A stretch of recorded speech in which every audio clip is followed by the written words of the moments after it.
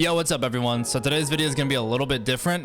I'm going to show you how to make your PC gaming headset sound a lot better than it does when it comes out of the box. But yeah, let's go and get into it.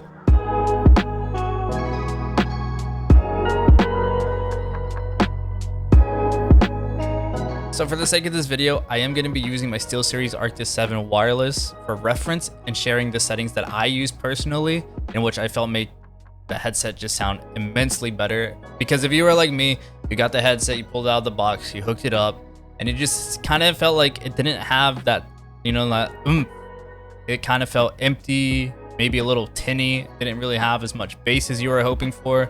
But these settings really made a big difference for me. Okay, so first things first, you're gonna need to download two things: Equalizer APO and Peace. I'll be sure to leave a link down in the description for both of them. Okay, so once you're here at the page, you're just gonna go ahead and click download for both Equalizer and Peace. It should start pretty soon. Let's go ahead and save it. Make sure to save both of them. Okay, so first we're gonna go ahead and open up the Equalizer APO that we installed. Just go ahead and click next. I agree. It'll ask you where you want to save it.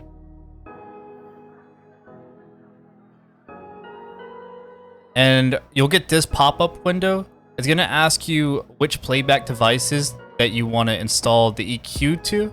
For me, I use all of my Go XLR channels in my actual headset. After that, you'll see another window that's telling you basically that you have to restart your computer for it to take effect. I'm gonna go ahead and click reboot now. Okay, so once you restart, you're just gonna click on the piece setup afterwards. It'll give you a window, click yes, and then you'll see this window. You should see Equalizer APO installed. It should say yes, it is installed. You won't have to worry about any of these other things over here. You can just go ahead and click install.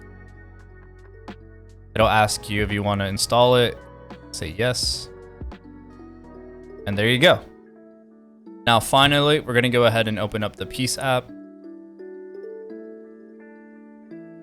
Personally, I like to use the full interface, and now you should see this window. It's not gonna look exactly like mine because I've already made some changes and whatnot. If you have a Steelseries Arctis 7, then you're gonna go ahead and copy the settings I use and then tweak it to your own liking from there. But this is just a graphic EQ in which you're going to make all the changes to your own headset, to your own likings and whatnot.